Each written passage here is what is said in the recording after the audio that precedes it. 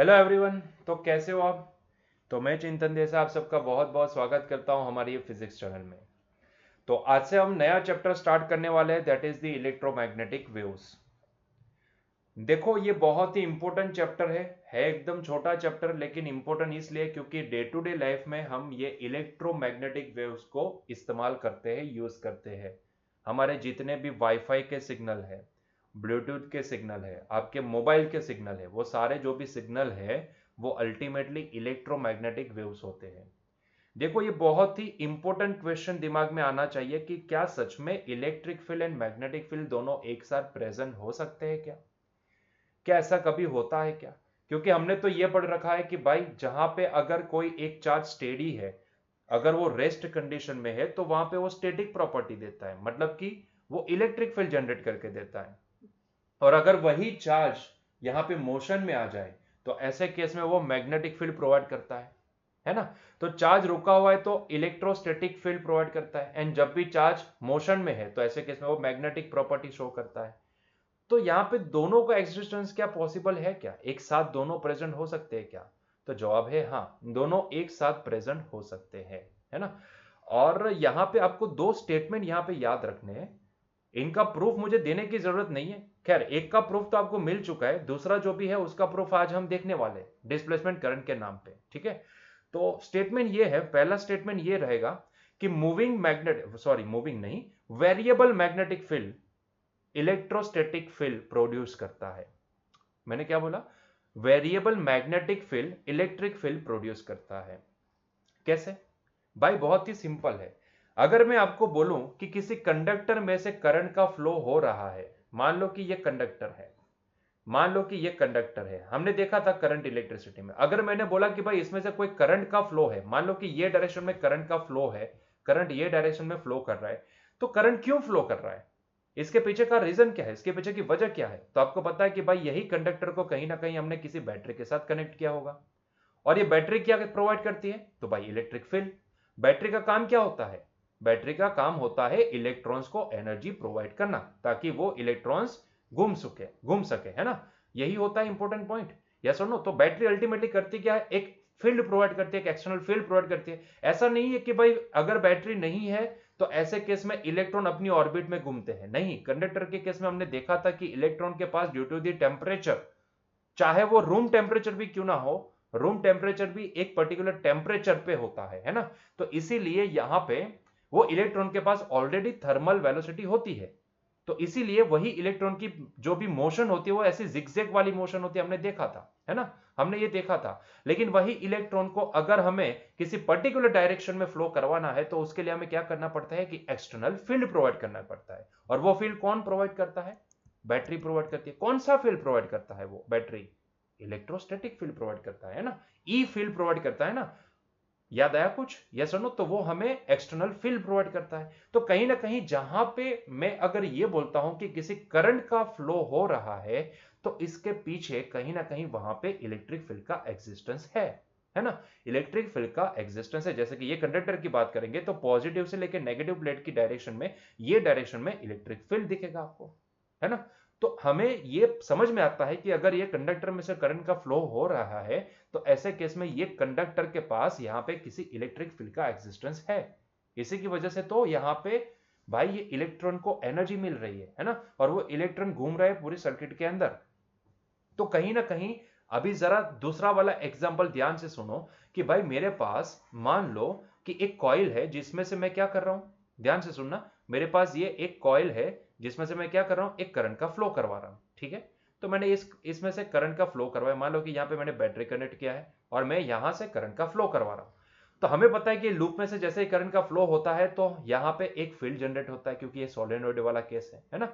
तो यहां पे इसके इन बिटवीन दैट कॉइल यहां पे एक मैग्नेटिक फील्ड प्रोड्यूस हुआ, क्योंकि हमें पता है कि मूविंग चार्ज अपने आसपास एक मैग्नेटिक फील्ड प्रोड्यूस करता है। ठीक है?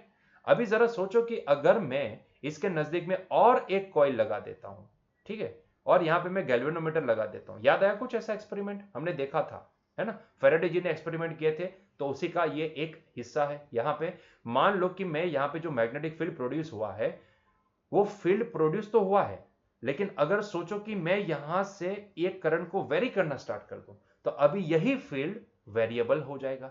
और अगर ये फील्ड वेरिएबल हो गया तो भाई इसके साथ अगर आप ये कॉइल को देखोगे तो ये कॉइल के साथ एसोसिएटेड फ्लक्स वेरी करना स्टार्ट कर देगा।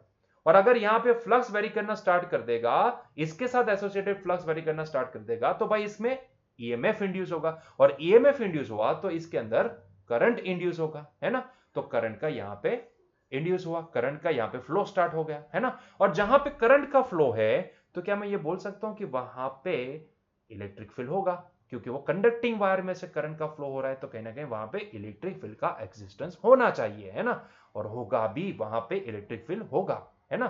तो कहीं ना कहीं अब देखो किसकी वजह से यहां पे करंट का फ्लो हुआ, तो भाई इसके वेरिएबल फील्ड की वजह से। अगर मैं ये करंट को वेरी नहीं करता तो ये फील्ड वेरी नहीं होता, अगर ये फील्ड वेरी नहीं होता तो भाई ये वाली कॉइल के साथ एसोसिएटेड फ्लक्स वेरी नहीं करता।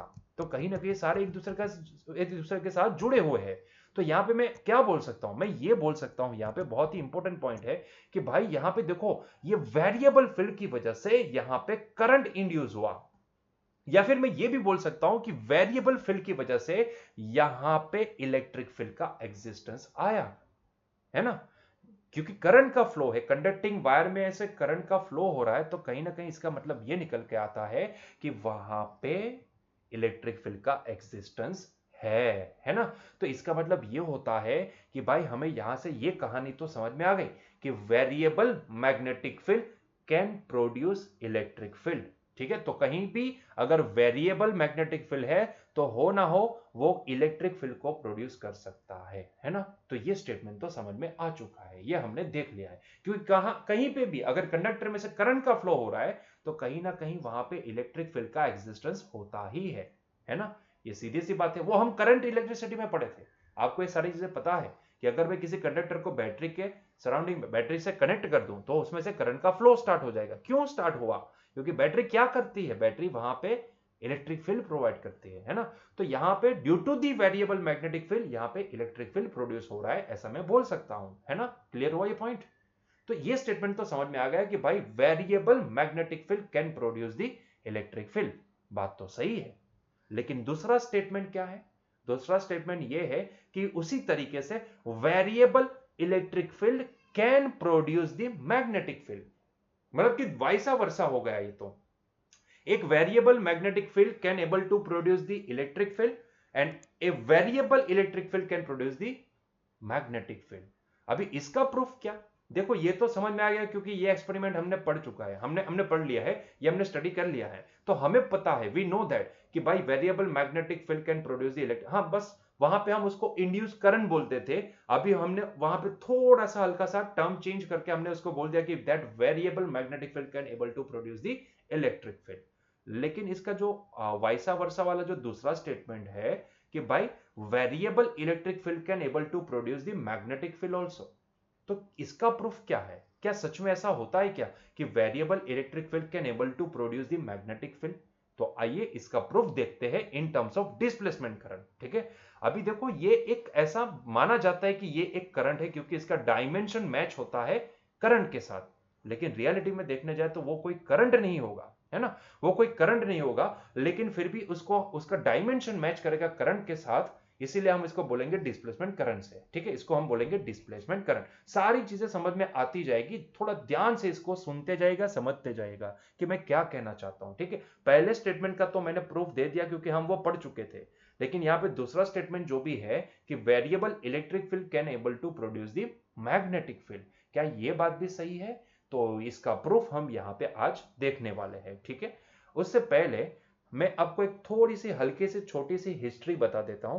भाई हुआ क्या था कि भाई हमें पता है कि किसी करंट कैरिंग वायर के सराउंडिंग में अगर मुझे मैग्नेटिक फील्ड निकालना है तो मैं एम्पियर सर्किटल लॉ लगा सकता हूं। ठीक है, हमने देखा भी था इलेक्ट्रोमैग्नेटिज्म। ठीक है, मैग्नेटिज्म में हमने ये सारी चीजें पढ़ रखी है, वहां पे हमने देखा था कि एम्पियर सर्किटल लॉ कैसे लगाते हैं, उसका स्टेटमेंट क्या है, वो सारी चीजें हमने वहां पे स्टडी की। जैसे कि एज फॉर द एग्जांपल अगर मैं बोलूं कि भाई ये मान लो कि मेरे पास एक करंट कैरिंग कंडक्टर है, मान लो कि उसमें से करंट का फ्लो हो रहा है आई के बराबर। ठीक है, और मुझे यहाँ पे फाइंड आउट करना है कि भाई ये करंट कैरिंग वायर से लेट से कि आर दूरी पे, यहां पे आर दूरी पे किसी पॉइंट पी के ऊपर मैग्नेटिक फील्ड कितना होगा।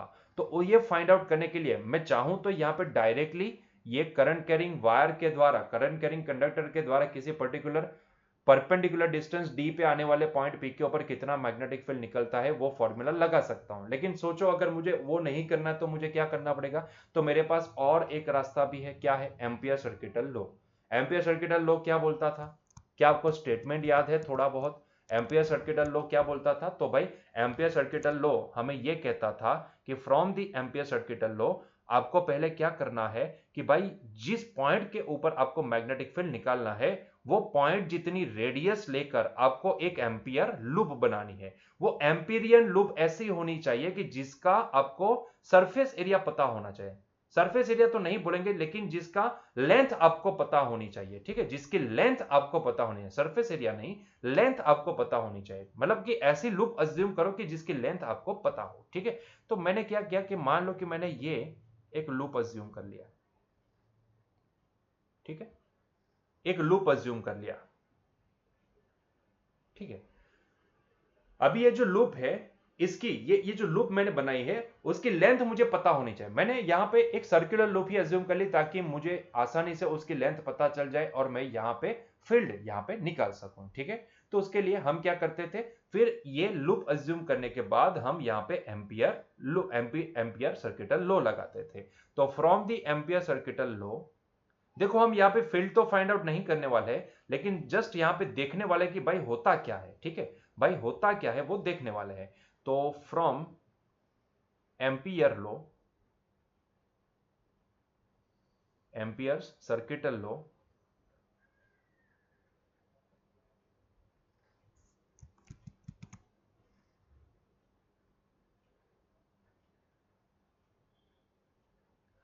मैं बोल सकता हूं यहां पे कि close loop integral B vector dot product with dl vector that is equals to mu zero I in. यही फॉर्मूला था, है ना, म्यू जीरो आई इन। और आई इन क्या होता था, तो भाई ये लूप में से क्रॉस होने वाला करंट, मतलब कि एंक्लोज्ड करंट, ये लूप के अंदर एंक्लोज होने वाला करंट, ठीक है। तो आप ध्यान से देख के मुझे बताओ कि ये लूप के अंदर एंक्लोज होने वाला करंट कितना होगा, जरा सोच के मुझे बताओ। तो भाई ये लूप में एंक्लोज करंट कितना है, तो जब मैं ये लूप के अंदर झांकूंगा तो मुझे कितना करंट दिखेगा, टोटल आई करंट दिखेगा। ये लूप को क्रॉस करने वाला करंट कितना है, आई करंट है ना। तो मेरे लिए आई इन भी क्या होगा, आई होगा। तो यही था, एकदम सिंपल सा लॉ, है ना। तो मैं from the ampere circuital law मैं यहां पे ये लिख सकता हूं कि भाई ये लूप के साथ एसोसिएटेड फ्लक्स अगर बोलूं, या फिर आप ऐसा समझ लो कि इसका क्लोज लूप इंटीग्रल किसके बराबर होता है, म्यू जीरो आई इन के बराबर होता है। और वहां पे आई इन क्या होता है बच्चों, तो आई इन होता है ये लूप के साथ एंक्लोज करंट, लूप के अंदर एंक्लोज करंट। और यहां पे ये वाले केस में एंक्लोज करंट कितना है, आई के बराबर है, ठीक है। इतना तो आपको पता ही होगा। अभी यहां पे एक और चीज आपने देखी थी कि भाई ये जो एम्पियर सर्किटल लॉ जब भी लगाते हो तो वहां पे जो एम्पीरियन लूप आप अज्यूम करते हो उसमें ऐसा फिक्स नहीं होता है कि आप सिर्फ सर्कुलर लूप ही कंसीडर करो या फिर स्क्वायर लूप कंसीडर करो, वो आपके ऊपर डिपेंड करता है। आप चाहो वो लूप लगा सकते हो, है ना। ऐसा कोई फिक्स रॉकेट रूल नहीं है कि भाई वहां पे आपको सर्कुलर लूप ही लगानी है, आप चाहो वो लूप लगा सकते हो। जैसे कि मान लो कि मेरा मन करता है यहां पे कि भाई मुझे ऐसी सर्कुलर लूप नहीं लेनी है, तो मैं क्या करूंगा, तो भाई ठीक है मुझे सर्कुलर लूप नहीं लेनी है, कोई प्रॉब्लम नहीं है, मैं सर्कुलर लूप को हटा देता हूं और इसकी जगह पे मान लो कि मुझे एक हेमिस्फीयर जैसी एक लूप अज्यूम करनी है तो मैं कर सकता हूं, कोई प्रॉब्लम नहीं है। तो मैंने क्या किया, एक ऐसी रद्दी सी एक लूप अज्यूम कर ली, ठीक है, एक ऐसी रद्दी सी मैंने एक लूप अज्यूम कर ली, जैसे बाउल जैसी लूप अज्यूम कर ली। तो अब आप यहां पे भी देखो, तो भाई यहां पे भी क्या ये लो सही है, तो भाई हाँ सही है। ध्यान से देखो, अगर मैं इसको लूप मान लेता हूं तो इसको कट करने वाला करंट कितना होगा, तो भाई इसको कट करने वाला करंट भी यहां से आई होगा, मतलब कि आई ये बाउल जैसी जो लूप है इसको मैंने अज्यूम कर लिया, तो ये लूप के अंदर एंक्लोज करंट यहां पे भी आपको कितना दिखेगा, आई ही दिखेगा, है ना, आई ही दिखेगा। क्लियर है ये पॉइंट यहां पे, मतलब कि एम्पियर सर्किटल लॉ सही है, यहां पे वैलिड है, ऐसा बोल सकते हैं कि ये वैलिड है। लेकिन क्या हर एक जगह पे ये वैलिड होगा क्या, नहीं, ये हर एक जगह पे वैलिड नहीं है। ये किन्होंने बताया था, ये किसने बताया था कि भाई ये हर एक जगह पे वैलिड नहीं है, तो भाई मैक्सवेल ने बताया था। एम्पियर जी ने तो ये लो लगा दिया था, ये लो बता दिया कि भाई ऐसा लो था, ऐसा लो है, आप यहाँ पे कहीं पे भी आप लगा सकते हो। लेकिन भाई लो का मतलब क्या होता है? लो का मतलब ये होता है कि वो हर एक जगह पे वैलिड होना जरूरी है ना। लेकिन भाई यहाँ पे मैक्सवेल जी ने बताया कि भाई एम्पियर लो जो भी है वो उन्होंने भले लो बोला हो, लेकिन भाई वो हर एक जगह पे वैलिड नहीं है। जैसा कि एक सिचुएशन उन्होंने कैपेसिटर वाली ले ली कि भाई अगर मैं कैपेसिटर के चार्जिंग को देख रहा हूं, अगर मैं कैपेसिटर के चार्जिंग को देख रहा हूं तो वहां पे जब कैपेसिटर चार्ज हो रहा है, ऐसे केस में मैंने देखा तो भाई मैंने ये पाया कि भाई यहां पे एम्पियर सर्किटल लॉ वैलिड नहीं है। क्यों वैलिड नहीं है? इसके पीछे का रीजन अभी हम समझते हैं कि उन्होंने क्यों ऐसा बोला था। उन्होंने बहुत रिसर्च किया और बहुत रिसर्च करने के बाद बताया कि भाई एम्पियर सर्किटल लॉ हर एक सिचुएशन में वैलिड नहीं है। उन्होंने ये नहीं बोला था कि भाई ये लॉ गलत है, गलत नहीं है, वैलिड तो है। मतलब कि एक केस ऐसा इन्होंने देखा कैपेसिटर वाला, वहां पे उन्होंने देखा कि भाई ये वैलिड नहीं हो रहा है, ठीक है, यहां पे ये वैलिड नहीं हो रहा है। तो इसका मतलब ये होता है कि भाई लॉ गलत नहीं है, बाकी सारी जगह पे तो वो लग रहा है, बाकी सारी जगह पे वो हमें आंसर भी दे रहा है। तो इसका मतलब ये नहीं होता कि भाई वो वैलिड नहीं है, इसका मतलब किसी एक जगह पे वैलिड नहीं है तो इसका मतलब ये होता है कि भाई वो लॉ गलत है, ऐसा नहीं है। उन्होंने बोला कि भाई लॉ सही है, लेकिन यहां पे वो कंप्लीट नहीं है, अधूरा है, तो उसको मुझे पूरा करना पड़ेगा। और उन्होंने कौन सी ऐसी सिचुएशन देखी थी कि जिसके ऊपर से उन्होंने बताया कि भाई हाँ ये एम्पियर सर्किटल लॉ वैलिड नहीं है? तो उन्होंने एक कैपेसिटर के चार्जिंग को देखा था। उन्होंने देखा कि भाई जब भी यहां पे एक कैपेसिटर, मान लो कि यहां पे हमने पैरेलल प्लेट कैपेसिटर लिया है जिसको हमने एक एक्सटर्नल बैटरी से जोड़ दिया है, तो अभी क्या होगा, ये कैपेसिटर चार्ज होना स्टार्ट हो जाएगा, है ना। तो कैपेसिटर चार्ज हो रहा है, हैप्पीली चार्ज हो रहा है, मान लो कि अभी वो चार्जिंग प्रोसेस में चार्ज हो रहा है। और जब भी चार्ज हो रहा है तो ऐसे केस में आपको पता है कि भाई यहां पे करंट का फ्लो है ये डायरेक्शन में, मतलब कि करंट यहां से ये डायरेक्शन में फ्लो कर रहा है। हमें पता है कि करंट हमेशा नेगेटिव से पॉजिटिव टर्मिनल ऑफ बैटरी की डायरेक्शन में फ्लो करता है। तो करंट ये डायरेक्शन में फ्लो करेगा, मतलब कि यहां पे भी करंट ये डायरेक्शन में होगा, यहां पे भी करंट ये डायरेक्शन में होगा, है ना। और फिर यहां पे कैपेसिटर आ गया, यहां से करंट ये डायरेक्शन में होगा, यहां से करंट ये डायरेक्शन में होगा, यहां से करंट ये डायरेक्शन में होगा, ठीक है। अब ये जो मैक्सवेल जी ने जो एक्सपेरिमेंट किया था चार्जिंग ऑफ कैपेसिटर के बेसिस पे, उन्होंने जो देखा था, उन्होंने जो यहाँ पे एक्सपेरिमेंट करके देखा था और जहां से उन्होंने बोला कि भाई ये एम्पियर सर्किटल लॉ वो अधूरा है, कंप्लीट नहीं है, तो वो समझने के लिए, वो समझने से पहले मैं जो आपको क्वेश्चन पूछता हूं उसके ऊपर थोड़ा सा ध्यान देके मुझे बताओ कि क्या ये सच में बात सही है कि गलत है, ठीक है। जरा सोच के मुझे बताना, आपका दिमाग भी टिन टिन करने लगेगा, आपको समझ में आएगा कि जी हाँ यहाँ पे कुछ तो गड़बड़ी है ना। गड़बड़ी क्या है कि भाई हमें इतना तो पता है कि भाई कैपेसिटर में से, क्योंकि ये करंट करंट अल्टीमेटली किसका फ्लो है? चार्ज का। कौन से चार्ज का? इलेक्ट्रॉन का। बाकी जो होल होता है वो तो एक इल्यूजन होता है ना, वो empty space, empty space reality में वो मूव नहीं करती है, जिसको हम पॉजिटिव चार्ज बोलते हैं ना, वो एम्प्टी स्पेस होती है, और वो जिसको हॉल बोला जाता है वो सेमीकंडक्टर में स्टडी करेंगे, डिटेल में करेंगे, ठीक है। लेकिन अभी के लिए ऐसा समझ लो कि वो एक एम्प्टी स्पेस है, और एम्प्टी स्पेस कहीं मूव नहीं होती है, मूव इलेक्ट्रॉन ही होते हैं, लेकिन हमें ऐसा इल्यूजन होता है कि हाँ भाई ये भी मूव कर रहा है, ठीक है। लेकिन यहाँ पे जो भी फ्लो होता है वो इलेक्ट्रॉन का होता है। तो मान लो कि भाई जिस डायरेक्शन में करंट है उस हिसाब से भाई ये वाली प्लेट जो भी है इसके ऊपर कौन सा चार्ज एस्टेब्लिश हुआ होगा? Positive charge. आप समझ सकते हो कि भाई यहीं से इलेक्ट्रॉन टूट के ये पूरी सर्किट पे फ्लो होके सामने वाली प्लेट के ऊपर जमा होंगे, है ना। सामने वाली प्लेट के ऊपर जमा होंगे, ऐसा ही होगा। तो उसके अपोजिट डायरेक्शन में करंट का फ्लो होगा। बात तो सही है ना, बात तो सही है, सीधी सी बात है। तो इसका मतलब ये होता है कि भाई ये वाली जो प्लेट है, लेफ्ट हैंड साइड वाली जो प्लेट है, उसके ऊपर जो चार्ज एस्टेब्लिश हुआ होगा वो पॉजिटिव चार्ज होगा, है ना, वो पॉजिटिव चार्ज होगा। और उसके सेम नेगेटिव चार्ज सामने वाली प्लेट के ऊपर जमा होंगे। जैसे कि मैंने यहां पे दिखा 1 2 3 4 5 6 7, तो यहां पे भी नेगेटिव चार्ज कितने दिखाने पड़ेंगे मुझे? 5 6 एंड 7, 7 नेगेटिव चार्ज दिखाने पड़ेंगे। जितने मैंने यहाँ पे पॉजिटिव दिखाए उतने नेगेटिव, क्योंकि कहीं ना कहीं यहीं से इलेक्ट्रॉन टूट के ये सारी सर्किट, ये पूरी पूरी लूप में घूम के ये सामने वाली प्लेट के ऊपर जमा हुए होंगे, है ना।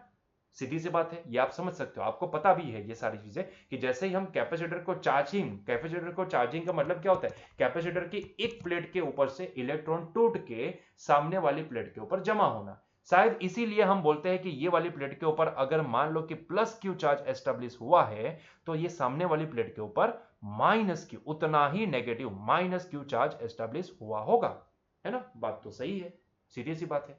लेकिन ये चार्ज का फ्लो, ये बात तो आपको भी पता है, मुझे ये बार बार बोलने की जरूरत नहीं है, that you already know this things, ठीक है। लेकिन मेरा जो क्वेश्चन है वो जरा अभी ध्यान से सुनना। भाई क्या आपने एक चीज नोटिस की, क्या नोटिस किया आपने? भाई इलेक्ट्रॉन जो भी होते हैं ना, उनका फ्लो भाई यहां से लेके ये डायरेक्शन में, यहां से लूप में घूम के यहां आते हैं। हालांकि यहां पे इलेक्ट्रॉन को फ्लो होने के लिए सीधा रास्ता भी है। देखो, अगर चाहते तो इलेक्ट्रॉन सीधा यहां से ये सामने वाली प्लेट के ऊपर चले जाते, लेकिन ऐसा नहीं करते हैं। इलेक्ट्रॉन घुमा फिरा के पूरी लूप में घूम के सामने वाली प्लेट के ऊपर पहुंचते हैं। वो सीधा क्यों नहीं गए? क्वेश्चन हुआ था कभी, क्यों सीधा क्यों नहीं गए? आप बोलोगे कि सर एक्चुअल में होता है क्या कि दो पैरेलल प्लेट के बीच में एयर मीडियम होता है। एयर मीडियम होता है तो ऐसे केस में सर इलेक्ट्रॉन वायरलेसली तो थोड़ी ना ट्रैवल कर सकते हैं। उनको तो एक जरिया चाहिए, एक लूप चाहिए, एक पाथ चाहिए जिसके ऊपर वो फ्लो हो पाए। सीधी सी बात है सर, इलेक्ट्रॉन भी एक पार्टिकल है और पार्टिकल को फ्लो होने के लिए एक लूप चाहिए, एक पाथ चाहिए। वो वायरलेसली तो थोड़ी ना फ्लो कर पाएंगे। मतलब कि क्या इलेक्ट्रॉन्स भी यहाँ पे वायरलेसली ट्रैवल करेंगे? मतलब कि क्या वो तैरते जाएंगे हवा में? पॉसिबल नहीं है। अच्छा छोड़ो, इसको छोड़ो। मान लो कि एयर मीडियम नहीं है और हमने यहाँ पे डाइलेक्ट्रिक मटेरियल फिलअप किया है, तो फिर भी इलेक्ट्रॉन यहां पे क्या यहां से यहां नहीं जाएंगे? नहीं जाएंगे, सीधे नहीं जाएंगे, वो लूप में घूम के ही जाएंगे। ऐसा क्यों? सर ऐसा इसलिए क्योंकि डाइलेक्ट्रिक मटेरियल होता है वो एक्चुअल में देखने जाए तो वो कभी भी चार्ज को फ्लो नहीं करवाते हैं। हमने देखा तो उसकी प्रॉपर्टी पड़ी थी कि वो अलाउ नहीं करते चार्ज को अंदर से फ्लो होने में, इसीलिए इलेक्ट्रॉन को बेचारे को यहां से पूरी लूप में घूम के जाना पड़ता है। ठीक है, ये बात तो आप भी समझते हो, है ना? लेकिन क्या कभी ये क्वेश्चन हुआ है कि भाई करंट कभी भी, ध्यान से सुनना, ये बहुत ही इंपॉर्टेंट पॉइंट है, यहां पे ये क्वेश्चन आपके दिमाग में होना चाहिए, आपके दिमाग में निकलना चाहिए ये क्वेश्चन बार बार घंटी बजाना चाहिए आपके दिमाग में कि सर हमने तो ये पढ़ रखा है कि करंट का फ्लो हमेशा क्लोज लूप में होता है, और यहां पे तो लूप देखो ना, ओपन सर्किटेड है। जरा सोचो, ये इलेक्ट्रॉन के बीच में, इलेक्ट्रॉन नहीं, दो प्लेट के बीच में कोई भी चार्ज का फ्लो नहीं है। ये चार्ज अगर फ्लो करेंगे तो यहां से यहां फ्लो करेंगे, वो सीधे यहां से यहां नहीं करेंगे। मतलब कि in between this two plate there is no any direct path, वो कोई डायरेक्ट पाथ यहां पे अवेलेबल ही नहीं है। तो भाई ये तो ओपन सर्किट बोल सकते हैं ना। अगर मैं करंट इलेक्ट्रिसिटी की लैंग्वेज में बोलूं तो इसका मतलब ये होता है कि भाई दो प्लेट के बीच में ओपन सर्किट है, और अगर दो प्लेट के बीच में ओपन सर्किट है फिर भी करंट का फ्लो, ये बात कुछ जमी नहीं। ओपन सर्किट है फिर भी करंट का फ्लो, ये कैसे पॉसिबल हो सकता है? क्या कभी आपके दिमाग में ये क्वेश्चन आया था क्या? क्या कभी ये सोचा था कि दो कैपेसिटर के बीच में ओपन सर्किट हो जाती है? आप ही ने अभी बताया ना कि भाई ये ओपन सर्किट हो जाएगी। सर आपका कहने का मतलब तो यही निकलेगा ना कि ओपन सर्किट, क्योंकि अगर ओपन सर्किट नहीं होती तो भाई इलेक्ट्रॉन ऐसे घुमा फिरा के क्यों जाते? सीधे यहां से यहां चले जाते, ऐसे घुमा फिरा के क्यों जाते? घूम फिर के आने की क्या जरूरत है उनको, इलेक्ट्रॉन को? सीधी सी बात है ना? उनको ऐसे पूरा लूप में घूम के यहां पे आने की क्या जरूरत? सीधा चले जाते हैं, क्या प्रॉब्लम है उनको? लेकिन ऐसा नहीं होता है। क्यों नहीं होता है? क्योंकि आपने बताया कि सर बीच में तो एयर मीडियम है, तो एयर मीडियम में इलेक्ट्रॉन थोड़ी ना ट्रैवल करके जा सकते हैं, ये तो पॉसिबल ही नहीं होगा। बात तो सही है आपकी कि इलेक्ट्रॉन एक पार्टिकल है, तो वो ऐसे हवा में तैरते तो नहीं जाएंगे, सीधी सी बात है, तो उनको इसीलिए लूप में घूमना पड़ेगा। बहुत ही बढ़िया। लेकिन मैंने फिर एक और भी आपको कमेंट की कि भाई अगर मान लो कि बीच में अगर मैं डाइलेक्ट्रिक मटेरियल फिलअप कर देता हूं तो आपने बताया कि सर वैसे भी डाइलेक्ट्रिक मटेरियल के अंदर तो परमिशन है ही नहीं चार्ज को फ्लो होने की, they will not allow any charge to flow inside the material, तो वो तो अलाउ ही नहीं करेंगे, तो इसीलिए इसको घुमा फिरा के ही जाना पड़ेगा। बात तो सही है। तो इसका मतलब ये होता है कि वो दो टर्मिनल, दो प्लेट के बीच में तो भाई ओपन सर्किट हो चुकी है, और अगर वो ओपन सर्किट है तो ऐसे केस में फिर भी करंट का फ्लो है सर्किट के अंदर। तो ये क्वेश्चन तो आना चाहिए आपके दिमाग में। अगर आया होगा तो बहुत ही बढ़िया है, नहीं आया है तो भाई अभी तो क्लिक हो जानी चाहिए कि भाई ओपन सर्किट फिर भी करंट का फ्लो, क्वेश्चन तो अराइज होना ही चाहिए। मैक्सवेल जी को भी यही क्वेश्चन हुआ था कि यहां पे ऐसे देखे जाए तो यहां पे तो ये ओपन सर्किट हो जाती है, फिर भी यहां पे करंट का फ्लो है। हैप्पीली हम यहाँ पे करंट की डायरेक्शन भी दिखाते हैं, सब कुछ दिखाते हैं, बढ़िया तरीके से दिखा। देखो ना, मैंने भी तो डायरेक्शन दिखाई, यहां से ये करंट यहां से प्लेट के अंदर जा रहा है, फिर यहां पे इन बिटवीन टू प्लेट पता नहीं, लेकिन जैसे ही मैं यहाँ पे ये प्लेट के ऊपर आया तो वहां से मैंने करंट को बाहर की डायरेक्शन में दिखा दिया। तो मैंने हैप्पीली यहाँ पे डायरेक्शन तो दिखा दी, लेकिन what about in between this plate, to plates, यहाँ पे करंट कौन सी डायरेक्शन में होगा, कहां होगा, किस तरीके से फ्लो होगा, नहीं पता है, मुझे ही नहीं पता है, तो फिर आपको मैं क्या बताऊं, ठीक है। नहीं, ऐसा नहीं है। हाँ, मैं वो समझाता हूं कि क्या होता है बीच में। तो यहाँ पे ये मैक्सवेल जी को ये बहुत ही क्वेश्चन अराइज हुआ और बहुत ही उनका दिमाग घुमा दिया कि भाई ये हो क्या रहा है, मतलब कि कैसे ये करंट का फ्लो हो रहा है। फिर भी हम मानते हैं कि यहाँ पे कैपेसिटर चार्ज होगा, होगा कि नहीं होगा, होगा, है ना, कैपेसिटर चार्ज होगा मतलब कि करंट का फ्लो तो हो रहा है। और हैप्पीली हम बता भी सकते हैं कि करंट का फ्लो हो रहा है। देखो, हम कैपेसिटर फुल्ली चार्ज हो जाए वो कंडीशन की बात नहीं करता हूं। यहां पे मैक्सवेल जी ने क्लियरली बोला था कि ये capacitor during the charging of capacitor, मतलब कि कैपेसिटर जब चार्ज हो रहा है तब की बात कर रहे हैं, ठीक है। तो तब कहीं ना कहीं करंट का फ्लो तो होना चाहिए ना यार, in between this two plate that should be the flow of current. तो वो कोई करंट तो होना चाहिए यहां पे, भले ये करंट नहीं है। और ये करंट क्यों नहीं है, ये करंट नहीं है, इसके पीछे का रीजन है, आप देख सकते हो खुद भी। आपने ही बताया था कि भाई चाहे डाइलेक्ट्रिक मटेरियल फिलअप कर दिया जाए या फिर एयर मीडियम लिया जाए, इलेक्ट्रॉन कभी भी ये प्लेट से दूसरी प्लेट के ऊपर सीधा नहीं जा पाएंगे, ठीक है।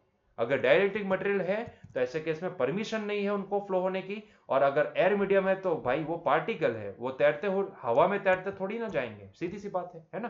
तो करंट का फ्लो तो नहीं हो सकता है। तो उनको तो ये बहुत ही थोड़ा पेचीदा मामला लगा कि भाई ये क्या हो रहा है, मतलब कुछ तो गड़बड़ है यहाँ पे। फिर उन्होंने देखा कि अगर मैं यहाँ पे, क्योंकि यहाँ पे ये दो कैपेसिटर के बीच में तो इलेक्ट्रिक फील्ड होता है ना, दो प्लेट के बीच में तो इलेक्ट्रिक फील्ड का एक्सिस्टेंस है ना। दो प्लेट के बीच में, कैपेसिटर की दो प्लेट के बीच में इलेक्ट्रिक फील्ड का एक्सिस्टेंस है ना। और जरा देखो, जरा सोचो कि भाई अगर ये कैपेसिटर चार्ज हो रहा है तो ऐसे केस में भाई ये चार्ज ना धीरे धीरे, मतलब कि पहले एक इलेक्ट्रॉन टूट के सामने गया, फिर दो इलेक्ट्रॉन टूट के जाएंगे, फिर तीन इलेक्ट्रॉन टूट के जाएंगे, मतलब कि धीरे धीरे धीरे धीरे कैपेसिटर चार्ज हो रहा है, मतलब कि धीरे धीरे धीरे धीरे उसके ऊपर चार्ज एस्टेब्लिश हो रहा है। और जैसे जैसे चार्ज एस्टेब्लिश हो रहा है वैसे वैसे ये जो दो प्लेट है उनके बीच का जो ये फील्ड होगा, कौन सा, इलेक्ट्रिक फील्ड, वो स्ट्रांग होता जा रहा है ना। वो फील्ड वेरी होता जा रहा है, स्ट्रांग होता जा रहा है। तो उन्होंने ये सोचा कि भाई अगर ये फील्ड वेरी हो सकता है, वेरी हो रहा है जब भी during the charging of capacitor, अगर ये फील्ड वेरी कर रहा है, तो ऐसे केस में कहीं ना कहीं अगर मैं मान लो कि इन दोनों के बीच में अगर एक और मैं यहां पे एक प्लेट अज्यूम कर लूं जस्ट फॉर दी एक्सपेरिमेंट, अगर मान लो कि मैं एक क्लोज सरफेस यहां पे अज्यूम कर लूं, तो भाई ये सरफेस के साथ एसोसिएटेड इलेक्ट्रोस्टैटिक फ्लक्स वेरी करता जाएगा, है ना। ये दो प्लेट के बीच में अगर मैं इतने ही एरिया की, जितनी ये प्लेट के एरिया है, ये दो प्लेट के जितना एरिया है ना, उतने ही एरिया की, मान लो कि दोनों प्लेट के एरिया है ए, ठीक है, पैरेलल प्लेट कैपेसिटर है, दोनों प्लेट के एरिया है ए।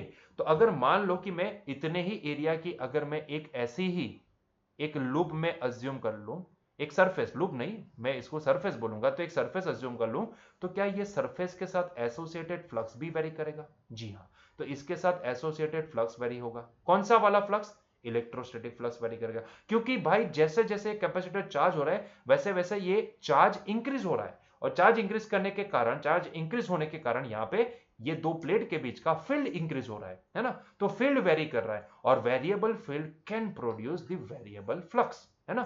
Variable field can produce the variable flux, ठीक है।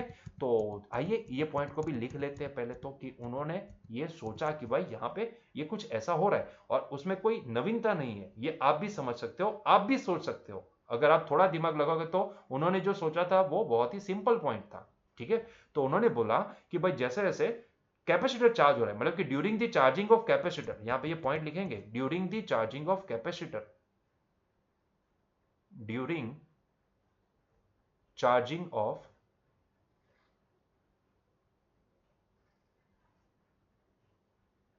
कैपेसिटर,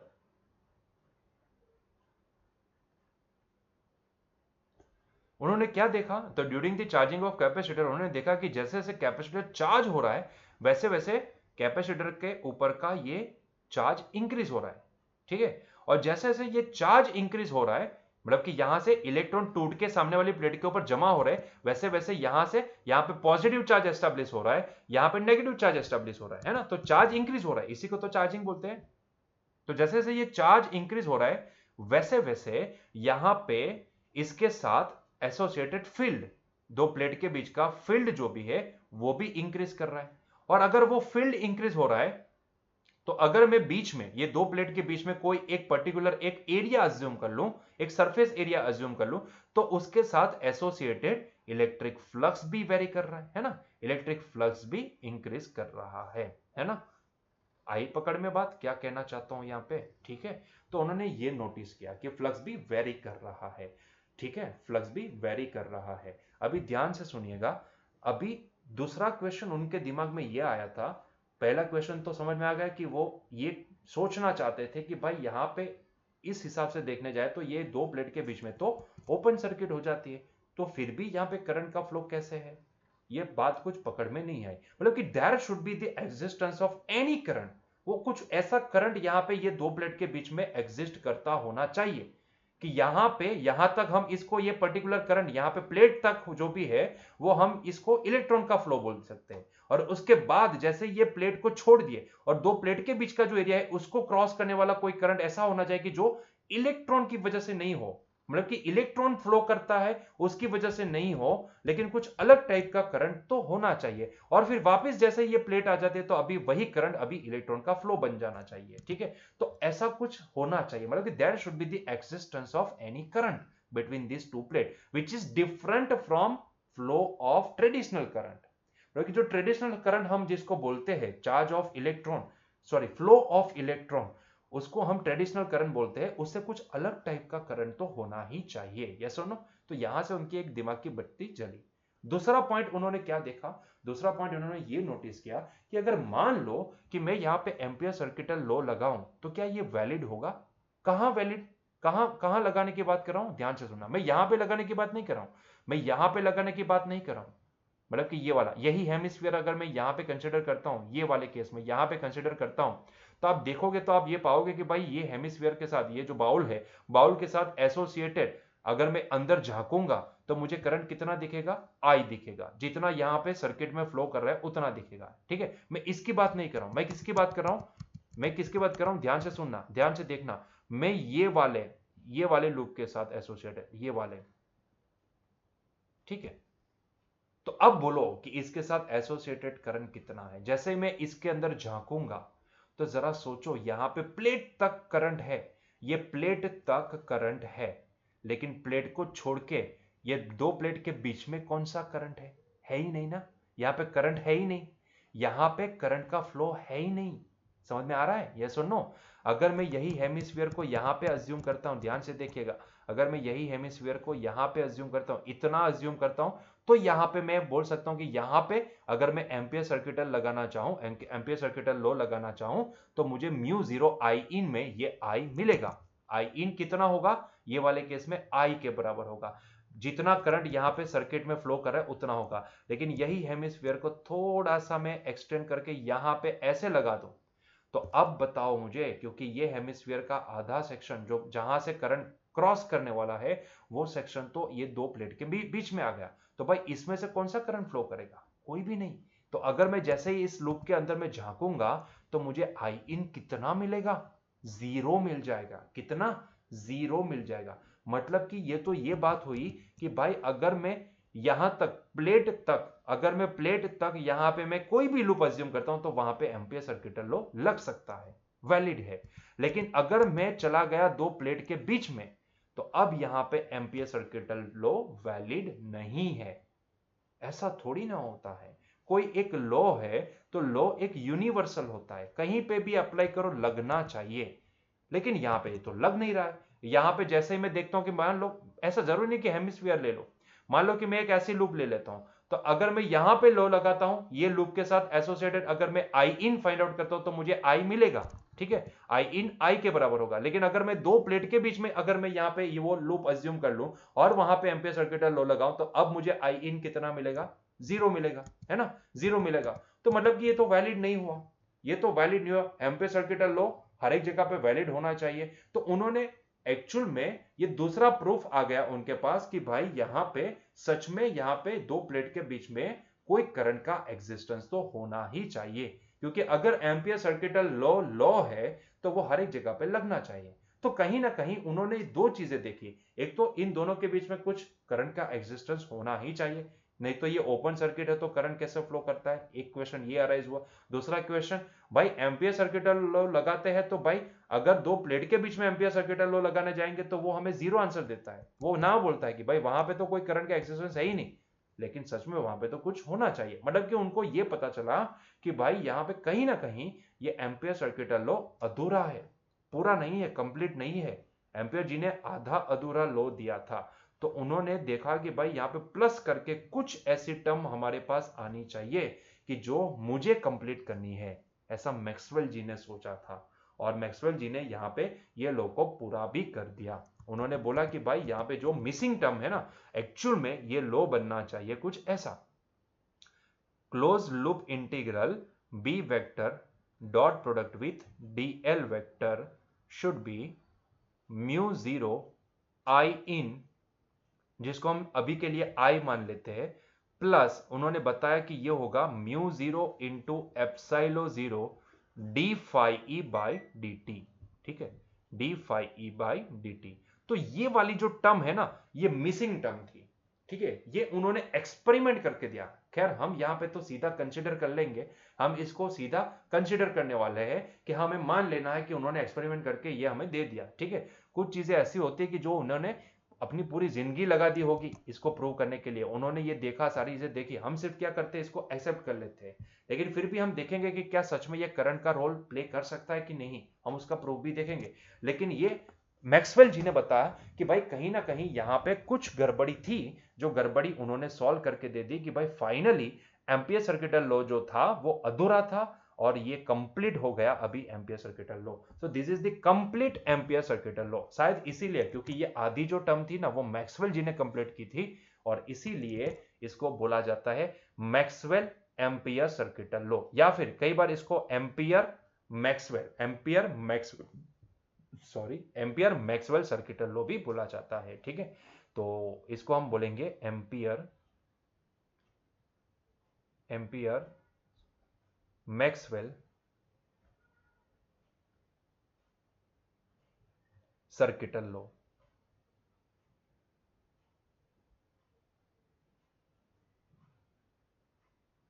ठीक है, which is close loop integral B vector dot product with DL vector that is equals to mu zero I in. हमने इसको क्या बोला था, आई इन बोलते थे ना, हम इसको आई इन बोलते थे।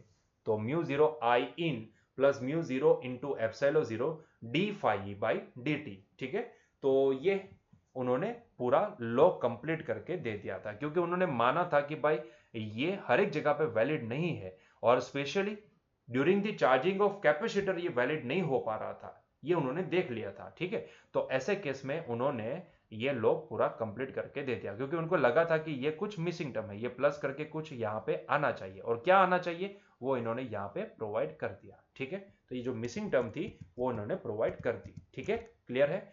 अभी यहाँ पे जरा ध्यान से देखो कि उनका ऐसा मानना था, क्योंकि आप अगर ध्यान से देखोगे तो यहां से मैं म्यू जीरो को कॉमन ले लूं, म्यू जीरो को कॉमन ले लूं तो यहां पे ये हो जाएगा I in plus epsilon zero D phi E by D T. ठीक है, ठीक। तो इसका मतलब ये होता है कि भाई ये तो एक करंट ही है, खुद एक करंट है, और ये वाली टर्म जो भी है epsilon zero D phi by D T, तो इसका मतलब ये होता है कि भाई फिजिक्स ऐसा बोलता है, फिजिक्स में यही वैलिड है कि अगर दो फिजिकल क्वांटिटी सेम है, अगर दोनों डायमेंशन वाइज सेम है, तो ही वो ऐड हो सकती है ना। और यहां पे इसका मतलब ये होता है कि अगर ये दोनों का एडिशन है तो कहीं ना कहीं ये epsilon zero D phi by D T भी क्या होना चाहिए, एक करंट ही होना चाहिए। ये भले कोई एक ऐसी variable flux, rate of change of flux with respect to time multiply by epsilon zero permittivity है ना, ये दोनों का मल्टीप्लीकेशन भले है, लेकिन कहीं ना कहीं उसका डायमेंशन ये करंट के बराबर होना चाहिए, है ना, तभी तो वो दोनों ऐड हो सकते हैं।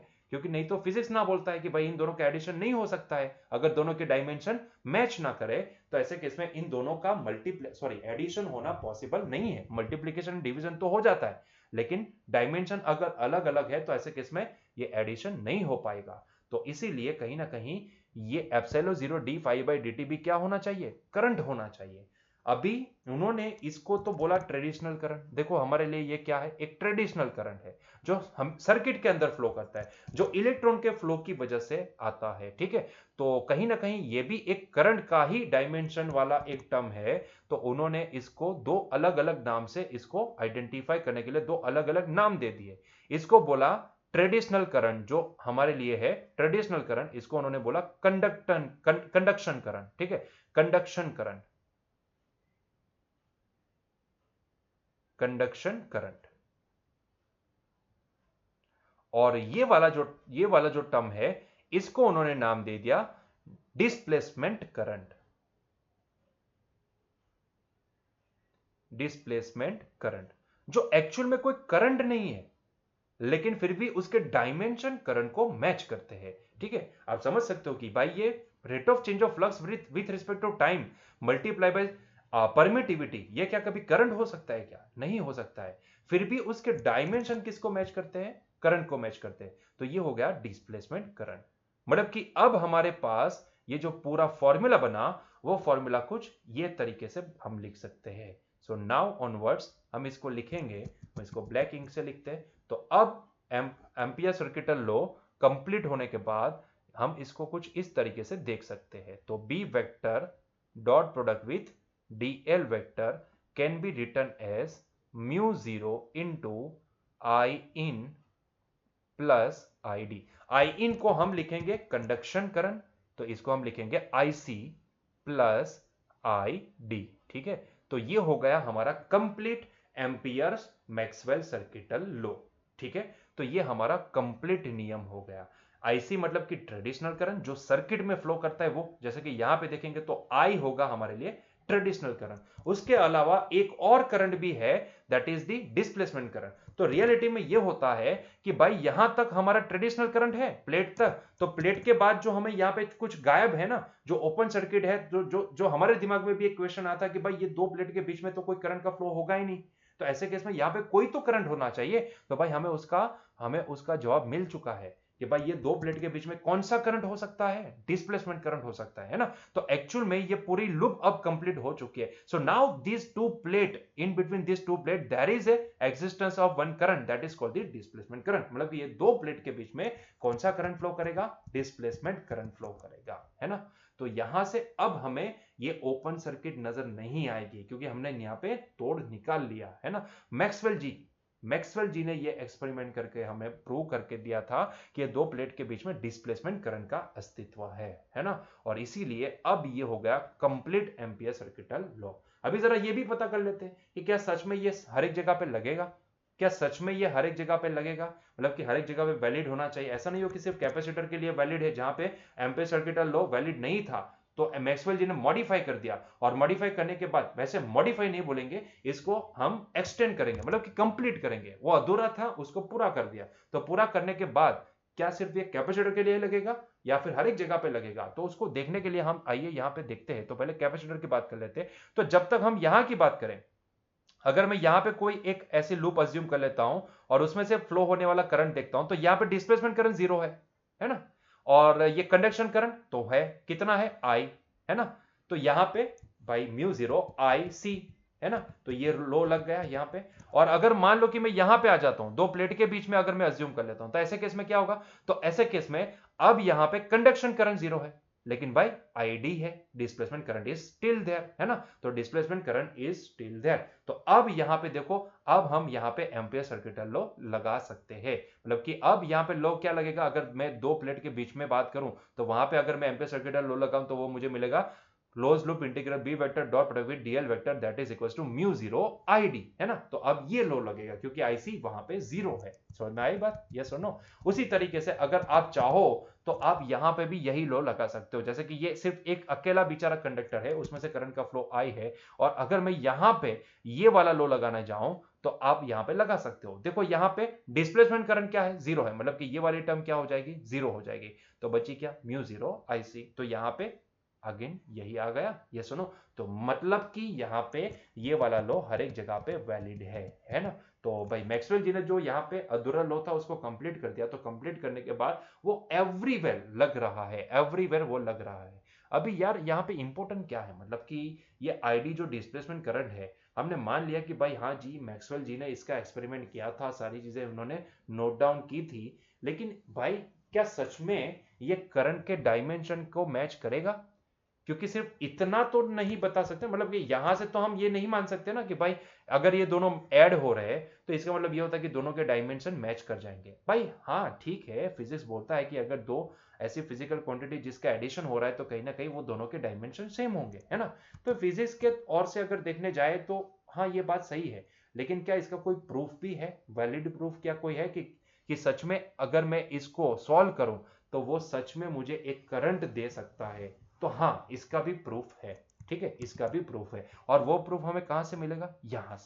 यहां से हमें वो प्रूफ मिलेगा, यहां से प्रूफ मिलेगा। ठीक है, तो उसके लिए मैं क्या करता हूं, मैं यहां पे एक सरफेस अज्यूम कर लेता हूं, इन दोनों के बीच में एक सरफेस अज्यूम कर लेता हूं। ठीक है, तो चलिए आइए इसको प्रूफ भी करते हैं कि भाई कहां से ये वैलिड है। तो उसके लिए मैं मान लो कि ये ग्रीन कलर से मैं एक सरफेस को अज्यूम कर लेता हूं, इसके जैसी उतने एरिया की ही, इसके जैसी उतने ही एरिया की मैं एक लूप अज्यूम कर लेता हूं। सो ये हो जाएगी मेरे लिए एक लूप।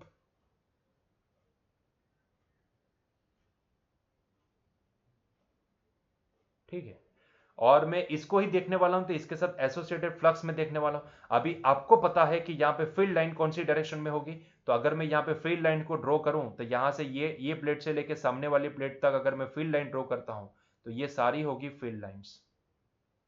ठीक है, ये सारी होगी फील्ड लाइंस, आप समझ सकते हो, ये सारी फील्ड लाइंस होगी। ठीक है,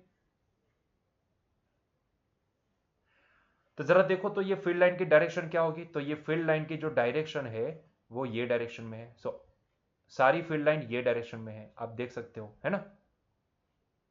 चलो, और ये जो हमने यहाँ पे ग्रीन कलर की जो सरफेस हमने अज्यूम की है, ठीक है, ये जो सरफेस हमने अज्यूम की है, इसको क्रॉस करके सारी फील्ड लाइन जा रही है।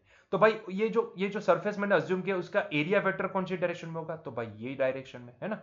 मान लो कि ये डायरेक्शन में एरिया वेक्टर है, और ये जो फील्ड है वो भी वही डायरेक्शन में, फील्ड ये डायरेक्शन में है। अभी दो प्लेट के बीच में, कैपेसिटर के केस में दो प्लेट के बीच में तो इलेक्ट्रिक फील्ड यहां पे हम अज्यूम कर सकते हैं कि दो प्लेट के बीच में यहां पे इलेक्ट्रिक फील्ड प्रोड्यूस होगा, है ना। और आप देख सकते हो कि जो मैंने ग्रीन कलर की यहाँ पे सरफेस अज्यूम की है तो उसमें से ये सारी फील्ड लाइन क्रॉस करके जा रही है ना। तो जरा देखो कि भाई ये जो लूप है ना, ये जो मैंने सरफेस अज्यूम की है, अगर मैं इसके साथ एसोसिएटेड फ्लक्स अगर मैं लिखना चाहूं, ये जो ग्रीन कलर की जो मैंने यहाँ पे सरफेस अज्यूम की है इसके साथ अगर मैं एसोसिएटेड फ्लक्स लिखना चाहूं, तो भाई साहब ये फ्लक्स मैं कितना लिख सकता हूं, मैं इसको ग्रीन कलर से लिखता हूं यहाँ पे। ठीक है, तो इसके साथ अगर मैं एसोसिएटेड फ्लक्स लिखना चाहूं तो वो फ्लक्स मेरे हिसाब से होना चाहिए, जो इलेक्ट्रिक फ्लक्स होगा वो होना चाहिए phi E is equals to, आप बता सकते हो कितना होगा, phi is equals to E into A के बराबर, है ना। E into area into cos theta, वैसे तो ये डॉट प्रोडक्ट होता है तो हम यहाँ पे लिखेंगे कॉस थीटा, लेकिन जरा देखो जिस डायरेक्शन में फील्ड लाइंस है उसी डायरेक्शन में हमने इसका एरिया वेक्टर मान लिया है, तो ऐसे केस में इन दोनों के बीच का एंगल क्या हो जाएगा, 0 डिग्री हो जाएगा।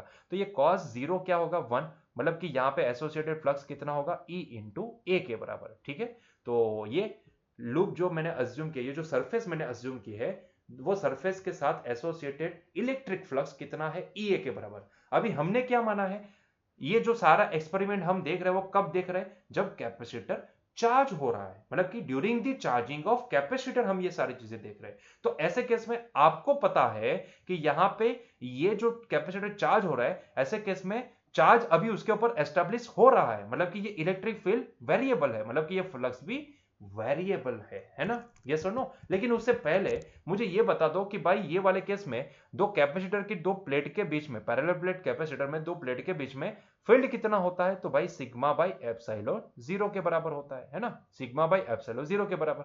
और यही सिग्मा को मैं क्या लिख सकता हूं, यही सिग्मा को अगर मुझे लिखना है तो क्यू बाई ए लिख सकता हूं, है ना। तो q by A into epsilon zero into A. ध्यान से देखोगे तो ये ए तो कैंसिल हो जाएंगे, तो यहां पे बचा क्या, क्यू बाई एप्सिलॉन जीरो, है ना, क्यू बाई एप्सिलॉन जीरो। तो फाई ई यहां पे फ्लक्स कितना लिख सकते हैं, phi E is equal to Q upon epsilon zero. जरा ध्यान से देखो, अगर मुझे इसको लिखना है तो मैं यहां पे एप्सिलॉन जीरो को ये साइड पे लेके जाऊं तो epsilon zero times phi E that is equals to Q भी लिख सकता हूं, क्योंकि मैंने यहां पे देखा कि जो हम यहां पे देख रहे हैं, जो भी हम ऑब्जर्वेशन ले रहे हैं, वो सारे observation during the charging process of capacitor ले रहे हैं, है ना। ये सारी चीजें हम तब देख रहे हैं जब ये कैपेसिटर चार्ज हो रहा है। At that time we are looking everything, है ना। तो यहाँ पे ये सारी चीजें जो देख रहे हैं ना, वो सारी चीजें हम जब भी कैपेसिटर चार्ज हो रहा है तब देख रहे हैं। तो ऐसे केस में मैंने क्या बोला था कि चार्ज हो रहा है, मतलब कि उसके ऊपर चार्ज एस्टेब्लिश हो रहा है। और चार्ज एस्टेब्लिश हो रहा है इसका मतलब कि टाइम के साथ साथ इसके अंदर का जो इन दोनों के प्लेट के बीच का जो फील्ड है वो भी इंक्रीज हो रहा है ना, वो भी इंक्रीज हो रहा है। अगर वो इंक्रीज हो रहा है तो इसके साथ एसोसिएटेड फ्लक्स भी वेरी कर रहा है विथ रिस्पेक्ट टू टाइम। तो मैं क्या करता हूं, दोनों साइड पे with respect to time variation ले लेता हूं। मतलब कि अल्टीमेटली मैं बोलना चाहता हूं कि मैं दोनों साइड पे डी बाई डी टी ले लेता हूं, है ना। Rate of change of particular quantity with respect to time, क्योंकि मैंने देखा कि during the charging process of capacitor ये क्वांटिटी वेरी कर रही है, फ्लक्स वेरी करेगा, इलेक्ट्रिक फ्लक्स वेरी करेगा।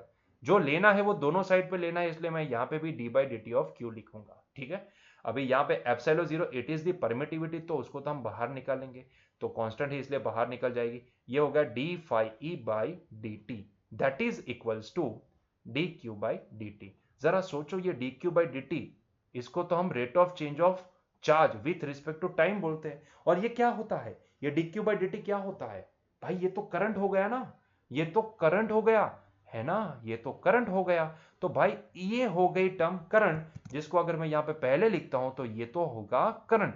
और करंट इज इक्वल्स टू आया epsilon zero D phi E by D T, है ना। क्लियर हुआ ये पॉइंट, मतलब कि अल्टीमेटली इसी को हम बोलेंगे डिस्प्लेसमेंट करंट। तो ये हो गया इसका प्रूफ भी। हमने सिर्फ यहां पे मैक्सवेल जी ने जो बताया वो पहले एक्सेप्ट किया था कि भाई जी हाँ, ये वाली जो क्वांटिटी है वो भी कुछ करंट के डायमेंशन हमें प्रोवाइड करेगी। लेकिन यहां पे हमने प्रूफ भी देख लिया कि सच में ये क्वांटिटी हमें, ये वाली क्वांटिटी हमें करंट के डायमेंशन देती है। भले वो rate of change of flux with respect to time multiply by permittivity है, फिर भी it will provide you the dimension of current, है ना। और ये इसका हमने प्रूफ भी देख लिया, मिला प्रूफ, ठीक है। तो ये है इसका प्रूफ, ठीक है। इसी को हम डिस्प्लेसमेंट करंट बोलेंगे। तो अभी सारी बात, अभी घुमा फिरा के जो सारी चीजें हमने डिस्कस की, इसको मैं एक सेंटेंस में सम अप करता हूं, ध्यान से सुनिएगा। जो हमने जो दो स्टेटमेंट दिए थे ना, उसमें से पहले स्टेटमेंट का तो आपको प्रूफ मिल गया था। दूसरे स्टेटमेंट का प्रूफ क्या बोला था हमने कि variable electric field can able to produce the magnetic field. क्या ये बात सही है? तो जी हां, ये बात सही है। कैसे? कैसे? जरा देखो, ये डिस्प्लेसमेंट करंट जो भी है, डिस्प्लेसमेंट करंट वो क्या है? Epsilon zero D phi E by D T, D phi E by D T, है ना। ये लेफ्ट हैंड साइड पे देखो क्या है, close loop integral of B into DL. जरा सोचो, क्या हम एम्पियर सर्किटल लॉ किसके लिए यूज करते थे? मैग्नेटिक फील्ड फाइंड आउट करने के लिए। हम कहां कहां यूज करते थे एम्पियर सर्किटल लॉ? जहां हमें किसी करंट कैरिंग कंडक्टर की वजह से, या फिर कोई ऐसी हमें लूप दी गई है उसकी वजह से, या फिर कोई ऐसी हमें सिचुएशन दी गई है, वहां पे अगर हमें मैग्नेटिक फील्ड निकालना है due to that current carrying something loop या करंट या करंट कैरिंग कंडक्टर, तो वहां पे हम एम्पियर सर्किटल लॉ लगाते थे। याद आई बात? कुछ याद आई? तो अल्टीमेटली ये जो एम्पियर सर्किटल लॉ जहां जहां पे हमें इस्तेमाल करना था, वहां वहां पे हम अल्टीमेटली मैग्नेटिक फील्ड प्रोड्यूस जो भी होता है वो निकालने के लिए हम उसको यूज करते थे। तो कहीं ना कहीं देखो, अगर आप ये लॉ लगाना चाहते हो, Ampere circuital law to find out the magnetic field, तो उसके अंदर जब भी इसको मैक्सवेल जी ने कंप्लीट किया, तो ये फील्ड निकालने के लिए आपको यहां पे वेरिएबल इलेक्ट्रिक फील्ड की भी जरूरत पड़ी, है ना। ये सुनो, आप देखो, ये D phi E by D T जो भी है, ये टर्म क्या दिखाती है? ये term variation in electrostatic flux with respect to time दिखाती है। और वो फ्लक्स किसकी वजह से वेरी होता है? वो फ्लक्स वेरी होता है वेरिएशन इन फील्ड की वजह से। तो कहीं ना कहीं ये दो प्लेट के बीच में, यहां पे इसको सम अप करते हैं, दो प्लेट के बीच में during the charging process of capacitor जो फ्लक्स वेरी कर रहा है, वो अल्टीमेटली फील्ड वेरी होने की वजह से फ्लक्स वेरी कर रहा है। और वो वेरिएबल फील्ड की वजह से यहां पे डिस्प्लेसमेंट करंट इंड्यूस होता है, प्रोड्यूस होता है। और वो डिस्प्लेसमेंट करंट की वजह से हमें क्या मिलता है? मैग्नेटिक फील्ड मिलता है। तो इनडायरेक्टली बोलना चाहे तो हम ये बोल सकते हैं कि variable electric field can able to produce the magnetic field. आई बात समझ में यहाँ पे? तो ये बहुत ही इंपॉर्टेंट दो स्टेटमेंट है हमारे लिए।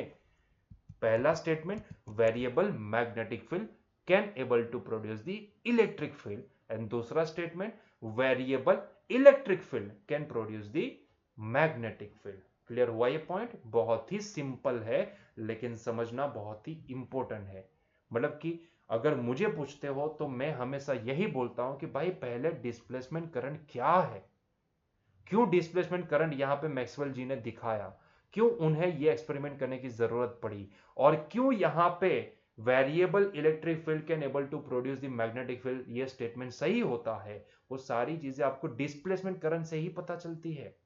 और ये बहुत ही इंपॉर्टेंट है ना, क्योंकि जहां जहां पे आप ये बोलते हो कि इलेक्ट्रिक फील्ड है तो वहां पे वेरिएबल मैग्नेटिक फील्ड होगा, जहां जहां पे आप बोलते हो कि मैग्नेटिक फील्ड का अस्तित्व है तो वहां पे कहीं ना कहीं वेरिएबल इलेक्ट्रिक फील्ड का भी अस्तित्व होगा, है ना। तो कहीं ना कहीं ये दोनों एक दूसरे के साथ वाइसा वर्सा जुड़े हैं, आप समझ सकते हो ये, है ना। हमने ये प्रूव भी कर दिया कि हम अल्टीमेटली ये एम्पियर सर्किट लॉ वहां पे लगाते हैं जहां पे हम मैग्नेटिक फील्ड फाइंड आउट करना चाहते हैं, और अगर जब भी हम ये मैक्सवेल सर्किट लॉ लगाएंगे तो वहां पे कहीं ना कहीं एक टर्म डिस्प्लेसमेंट करंट भी आएगी, और वो displacement current ultimately variable electric field की वजह से प्रोड्यूस होता है, ऐसा हम बोल सकते हैं। तो अल्टीमेटली हमने ये प्रूव कर दिया कि variable electric field can able to produce the magnetic field. Clear हुआ ये पॉइंट? ठीक है, so it is called the displacement current. तो कहानी कहां से स्टार्ट हुई थी आप समझ सकते हो। मैक्सवेल जी को ये ख्याल आया था कि भाई ये दो कैपेसिटर के प्लेट के बीच में कोई करंट का अस्तित्व नहीं है, ऐसा कैसे हो सकता है? अगर कोई करंट का अस्तित्व नहीं है तो ऐसे केस में तो भाई यहां पे इन दो प्लेट के बीच में तो ओपन सर्किट होनी चाहिए, तो फिर कैसे सर्किट में करंट का फ्लो हो सकता है? और ये कहानी मैं वापस बोल देता हूं कि ये पूरी कहानी आप तब लगा सकते हो जब ये कैपेसिटर चार्ज हो रहा है, मतलब कि during the charging process of capacitor हम ये कहानी बोल सकते हैं, हम ये कहानी इमेजिन कर सकते हैं, है ना। एक बार चार्ज हो जाए उसके बाद तो करंट का फ्लो ही स्टॉप हो जाएगा ना, कंडक्शन करंट भी नहीं मिलेगा आपको, समझ में आ रहा है? कंडक्शन करंट भी नहीं मिलेगा आपको, समझ में आ रहा है? तो वो ड्यूरिंग दी चार्जिंग प्रोसेस हम ये पूरी कहानी यहां पे इमेजिन कर सकते हैं, है ना। आई होप सो कि आपको ये पॉइंट समझ में आया है।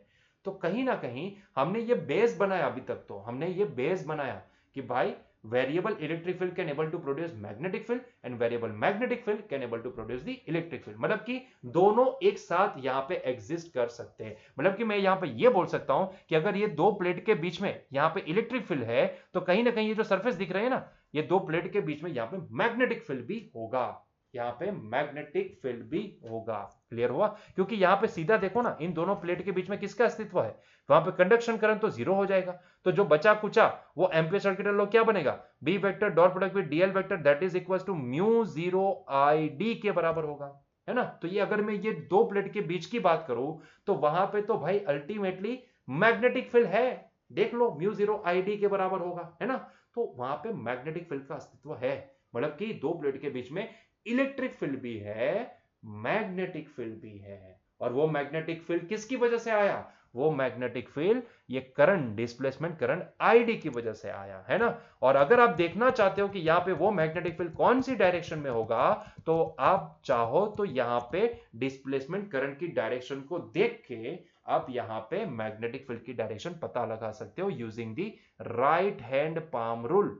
ठीक है, सीधी सी बात है कि ये वाले केस में डिस्प्लेसमेंट करंट कौन सी डायरेक्शन में होगा? तो मान लेते हैं कि डिस्प्लेसमेंट करंट जो भी है वो ये डायरेक्शन में होगा, ये प्लेट से पॉजिटिव प्लेट से नेगेटिव प्लेट की डायरेक्शन में होगा।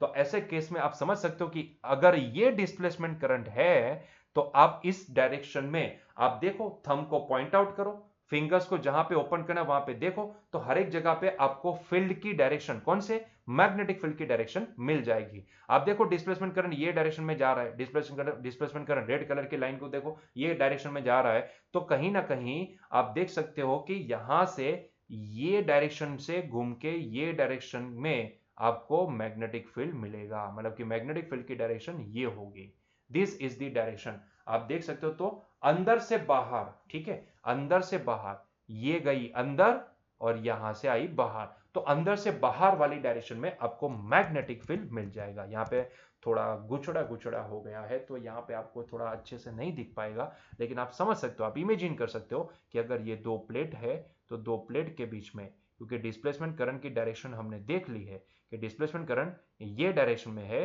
तो यहाँ पे फील्ड, मैग्नेटिक फील्ड जो भी होगा वो ये डायरेक्शन में होगा, है ना, वो अंदर से बाहर वाली डायरेक्शन में आएगा। आप पता लगा सकते हो, आप इमेजिन कर सकते हो।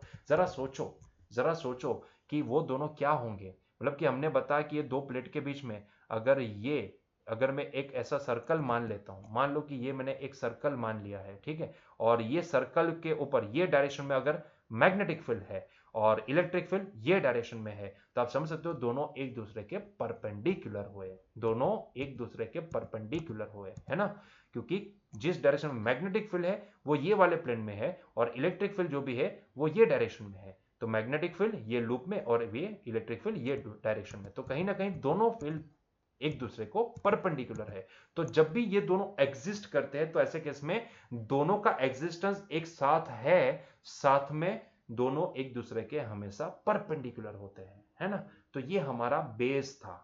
आज हमने सिर्फ बेस देखा कि हमने वो सिचुएशन ढूंढ ली कि कहां पे हम ये दोनों को एक साथ देख सकते हैं। तो भाई in between this two plate of parallel plate capacitor हम इसको देख सकते हैं, जहां पे इलेक्ट्रिक फील्ड भी है, मैग्नेटिक फील्ड भी, at the same time magnetic field भी है। लेकिन ये कब इमेजिन करना है, जब कैपेसिटर चार्ज हो रहा है तब, है ना।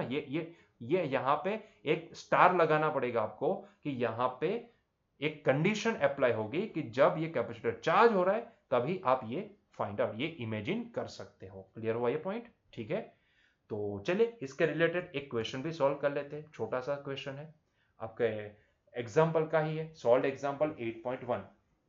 क्या बोला है, a parallel plate capacitor with circular plates of radius 1 metre has a capacitance of 1 nanofarad at t is equal to 0 it is connected for charging in series with a resistor R is equal to 1 mega ohm. आप समझ सकते हो कि 1 mega ओम का resistance लगा देते हो, kilo नहीं, सिर्फ ओम नहीं, किलो नहीं, सीधा मेगा ओम। मतलब कि ये capacitor it will take so much time to charge, है ना, नहीं तो फटाक से चार्ज हो जाएगा। तो यहाँ पे इसको चार्ज होने में टाइम लगेगा, है ना। तो across a 2-volt battery, calculate the magnetic field at a point P halfway between the center and the periphery of a plates after t is equals to 10 to the power minus 3 second. The charge on the capacitor at time t is, उसका formula दिया गया है, that is qt is equals to cv into 1 minus exponential raised to minus t by tau, where this time constant tau is c into r।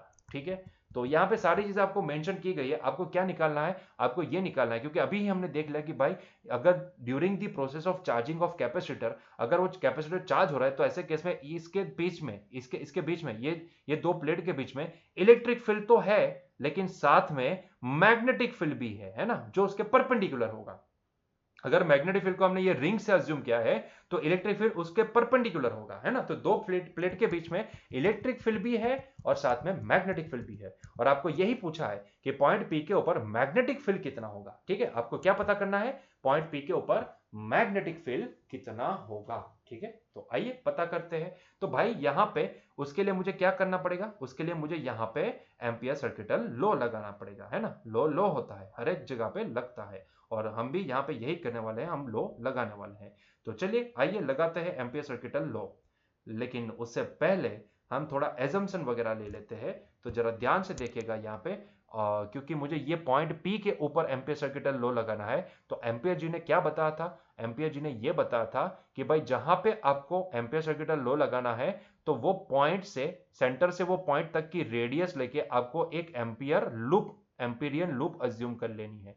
मान लो कि मैंने यहां पे एक एम्पीरियन लूप अज्यूम कर ली, कितनी रेडियस की, ओपी रेडियस की, कितनी, ओपी रेडियस की, है ना। तो मैंने ये ओपी रेडियस की, वैसे तो ये 3D में होगी, आप हो सके तो समझ लो कि ये एक लूप मैंने अज्यूम कर ली।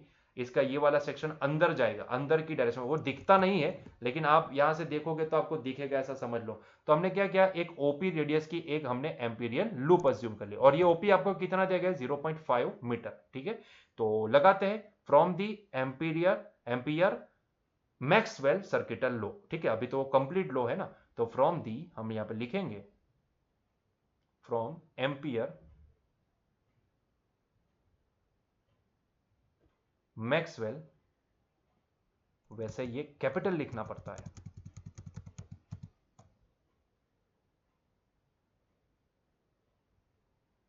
एम्पियर्स मैक्सवेल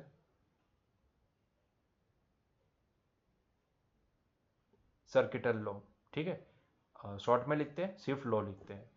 सो वो क्या होता है, close loop integral B vector dot product with D L vector that is equals to, हमारे लिए अब ये लॉ क्या हो जाएगा, mu zero into I C plus I D, ठीक है।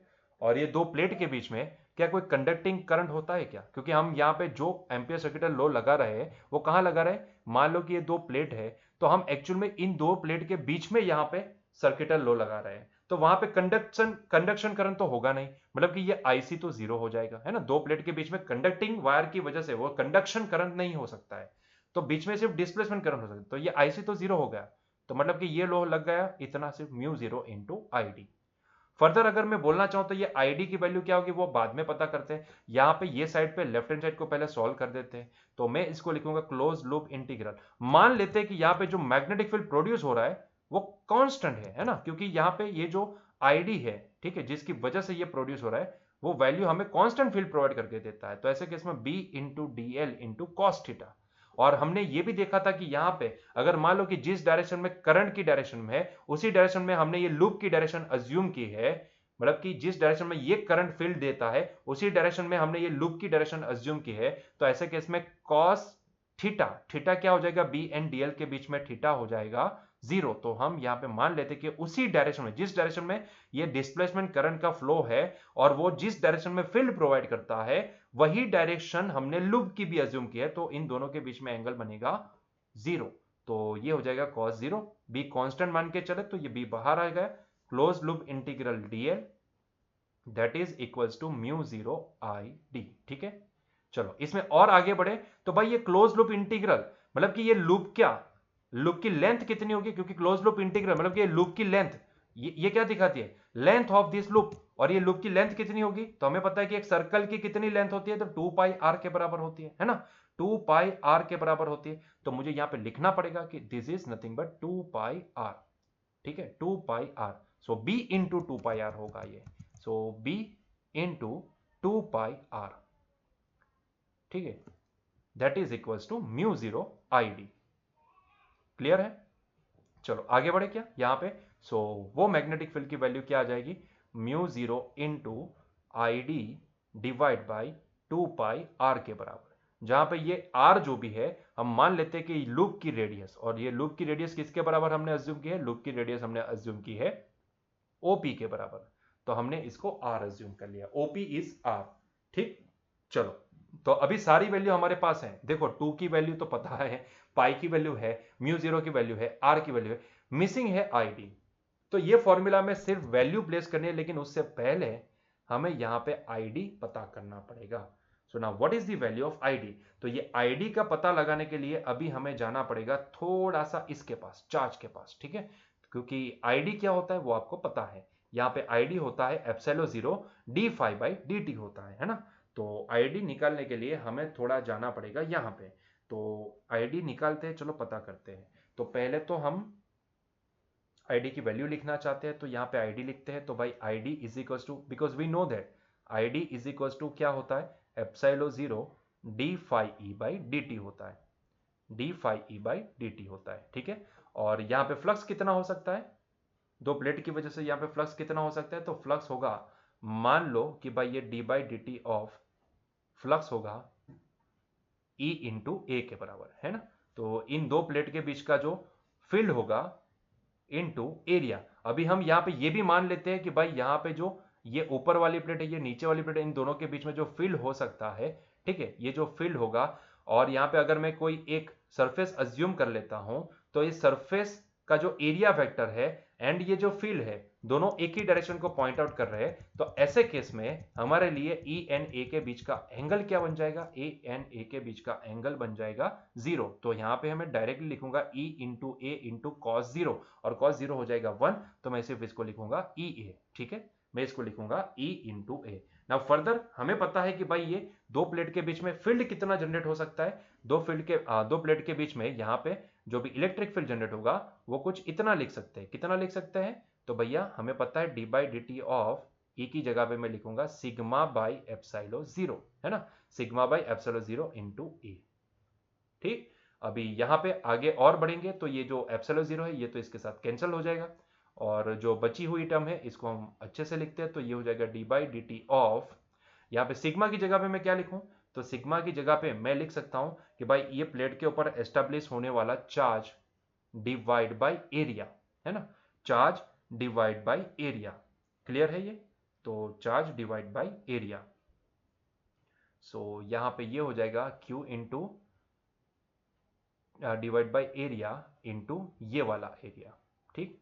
अभी यहाँ पे आप देखोगे तो आपको ये समझ में तो थोड़ा सा आ जाएगा कि क्योंकि यहाँ पे हमारे पास ये वाली जो टर्म निकल के आई है, एक्चुअल में यहाँ पे ये जो एरिया हमने अज्यूम किया है, ठीक है, सिग्मा बाई एप्सिलॉन जीरो, हाँ, और यहाँ पे एप्सिलॉन जीरो तो हमने कैंसिल कर दिया है, तो यहाँ पे हमारे पास ये जो एरिया है ये दोनों एरिया में अंतर है, ध्यान से सुनिएगा, ये दो एरिया में अंतर है, क्योंकि हमने जितना यहाँ पे लूप अज्यूम किया है ना, ये जो लूप हमने अज्यूम किया है, ठीक है, ये लूप अज्यूम किया है, ये उसका एरिया होगा, तो मैं इसको थोड़ा सा डिफ्रेंशिएट कर लेता हूँ, क्योंकि मैंने जिस लूप को यहाँ पे अज्यूम किया है उसी को उसी के साथ एसोसिएटेड अगर मैं फ्लक्स देखने जाऊं, तो ऐसे केस में उसी के साथ एसोसिएटेड फ्लक्स देखना, तो मैं इसको ए डैश बोल देता हूं ताकि कंफ्यूजन ना रहे, ठीक है, तो मैं इसको ए डैश बोल देता हूं, तो ये ए डैश मेरे लिए क्या होगा, पाई आर स्क्वायर होगा, है ना, ये ए डैश मेरे लिए क्या हो जाएगा, पाई आर स्क्वायर हो जाएगा,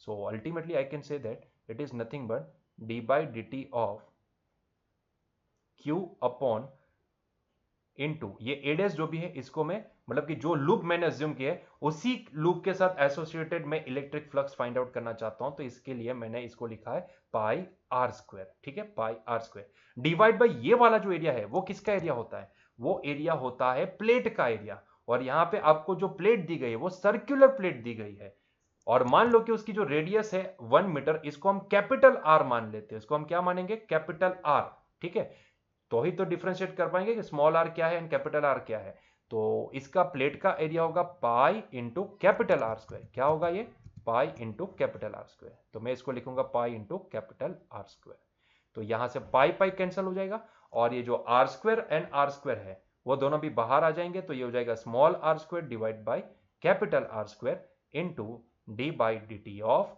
क्यू, या फिर मैं इसको बोलूं Q ऑफ T, क्योंकि ये अल्टीमेटली चार्ज जो भी है ना वो चार्ज का टाइम वाला फंक्शन है हमारे पास, है ना, तो it is a function of time, देखो आपको दिया गया है यार, it is not a constant charge, it is a function of time, और बात तो सही ना कि जब भी कैपेसिटर चार्ज हो रहा होगा तो अल्टीमेटली टाइम के साथ साथ उसके ऊपर का चार्ज बदलता होगा, है ना, चार्ज बदल रहा होगा, तो ऐसे केस में it should be the variable, it should be the function of time, ठीक है, variable with respect to time, तो वो फंक्शन ऑफ टाइम होगा, टाइम का फंक्शन बनेगा, और वो आपको दिया भी गया है, सीधा आप वहां पे प्लेस कर दो यहाँ पे, तो हम यहाँ पे सिर्फ इसको प्लेस करेंगे, तो ये r square divide by capital R square into D by D T of, ये क्यू ऑफ टी की वैल्यू यहाँ पे प्लेस करेंगे, that is the C into V, इसको मैं थोड़ा अच्छे से लिखता हूँ 1 minus E to the power, exponential का मतलब होता है e to the power minus T by tau, है ना, और वो टाउ की वैल्यू भी यहाँ पे इन्होंने आरसी ली है,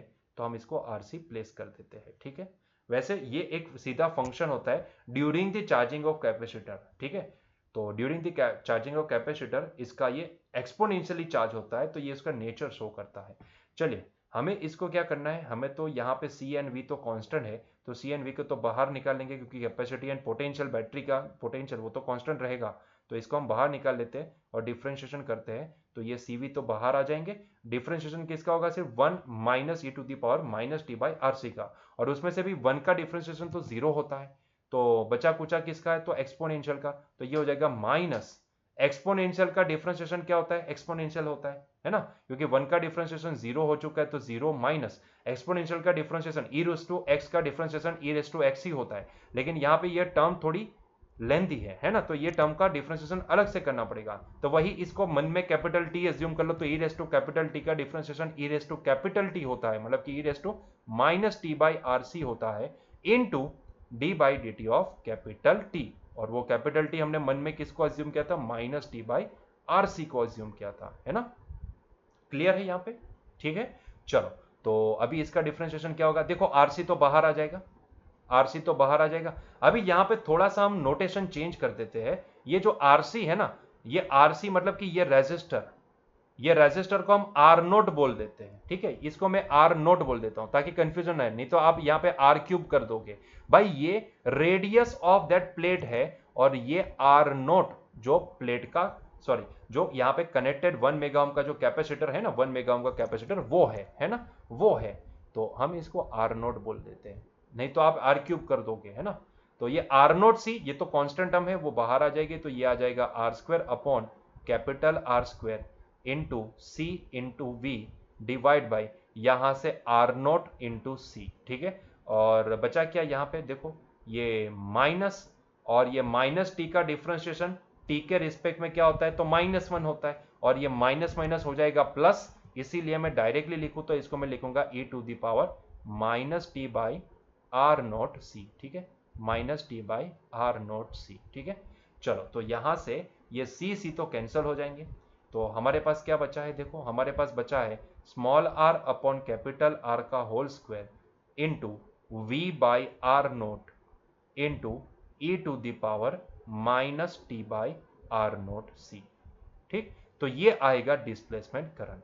अभी पिक्चर बाकी है, अभी पिक्चर बाकी है, डिस्प्लेसमेंट करंट की अभी तक हमें वैल्यू नहीं मिली है, तो हमें ये सारी वैल्यूज यहाँ पे प्लेस करनी पड़ेगी और फिर डिस्प्लेसमेंट करंट का मैग्नीट्यूड निकालना पड़ेगा। तो आइए हम इसको प्लेस करते हैं और इसका आंसर निकालने की कोशिश करते हैं, ठीक है। तो finally we are getting this term, हमारे पास फाइनली ये कुछ टर्म हमारे पास आई, ठीक है।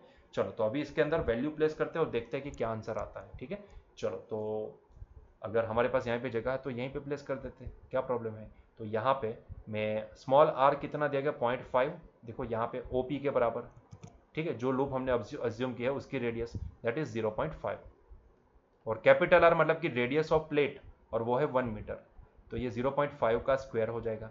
वी हमें 2 वोल्ट दिया गया है, आर नोट हमें 1 मेगा मतलब कि 10 टू द पावर डायरेक्टली लिखो तो 6, है ना, 1 इंटू 10 टू द पावर 6 लिखो या सिर्फ 10 टू द पावर 6 लिखो, कोई प्रॉब्लम नहीं है, ठीक है। तो ये हो जाएगा कुछ इतना into E to the power minus, time कितना देगा, कब कब आपको ये देखना है, 10 टू द पावर -3 सेकंड पे, है ना, 10 टू द पावर -3 सेकंड पे, तो इसको मैं लिखूंगा 10 to the power -3, R naught मतलब कि 10 to the power 6, and C कितना दिया गया है, देखो कैपेसिटी कितनी दी गई है, यहाँ पे कहीं पे दी होगी, यहाँ पे कहीं पे, हाँ 1 नैनो फेरड, है ना, 1 नैनो फेरड, तो मतलब कि हम इसको लिखेंगे it is nothing but 10 to the power -9। Clear है, क्लियर है। तो देखो ये 10 to the power -3 and 6 and -9 वो भी -3 हो जाएंगे, तो ये तो एक दूसरे के साथ कैंसिल, मतलब कि ये होगा e टू द पावर -1, है ना, ये हो जाएगा e टू द पावर -1। तो आगे बढ़ते हैं, नेक्स्ट पेज पे जाते हैं, तो हमारे पास ये आएगा 0.5 मतलब कि 1/2, 0.5 मतलब कि ये हो जाएगा 1/2 का होल स्क्वायर, ठीक है, और फिर 2/10 टू द पावर 6, ठीक है, तो ये 2/10 टू द पावर माइनस, तो मैं इसको ऐसे ऊपर लिख देता हूं, तो 2 इंटू 10 टू द पावर -6, ठीक है, 2/10 टू द पावर 6 था, तो इसको हमने 2 इंटू 10 टू द पावर 6 लिख दिया, और ये हो गया e to the power -1, e to the power -1, जिसको अगर मैं चाहूं तो मैं इसको लिख सकता हूं 1 अपॉन ई, तो डायरेक्टली हम इसको सिर्फ 1 अपॉन ई लिखेंगे।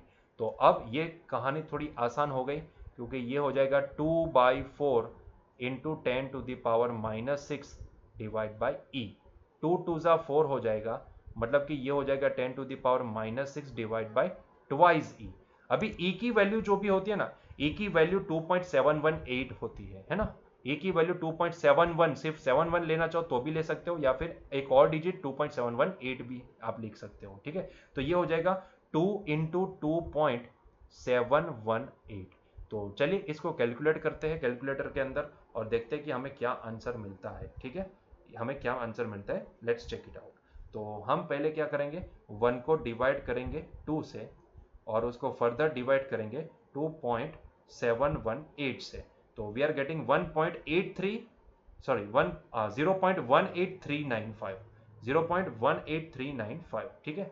तो हमारे पास आया 0.18395, ठीक है, तो 0.18395 शायद यही आया है, हाँ 18395, okay okay, so we are getting this into 10 to the power -6, ठीक है, एम्पियर। तो इतना हमें डिस्प्लेसमेंट करंट मिला। तो डिस्प्लेसमेंट करंट की वैल्यू हमें मिल चुकी है, तो लेकिन डिस्प्लेसमेंट करंट थोड़ी ना फाइंड आउट करना था, हमें क्या फाइंड आउट करना था, हमें यहां पे मैग्नेटिक फील्ड फाइंड आउट करना था। तो फ्रॉम द रिजल्ट नंबर 1 अभी आईडी मिल चुका है, तो आईडी की वैल्यू यहां पे प्लेस कर सकते हैं। तो from the result number 1, from result number 1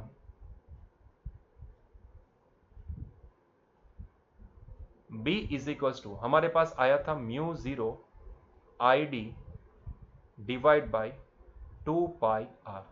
सारी वैल्यू प्लेस कर दो। म्यू 0 की वैल्यू होती है 4 पाई इंटू 10⁻⁻7। ये आईडी हमारे पास आया 0.1839 इंटू 10⁻⁻6 डिवाइड बाई, यहां पे देखोगे तो 2 इंटू 3.14 इंटू यहां पे आ जाएगा आर जो है 0.5 ओपी है ना, वो 0.5 है।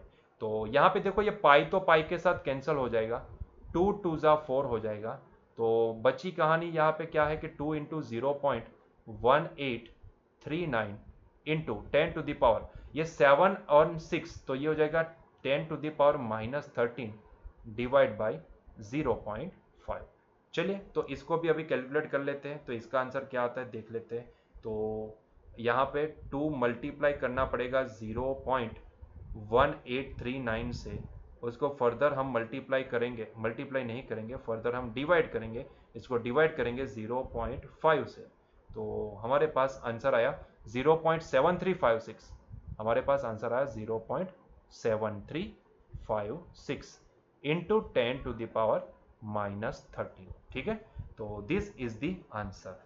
ठीक है, हमारे पास इतना 0.7356 इंटू 10⁻⁻13 टेस्ला, इतना मैग्नेटिक फील्ड प्रोड्यूस होगा दो प्लेट के बीच में। ठीक है, so this is the final answer.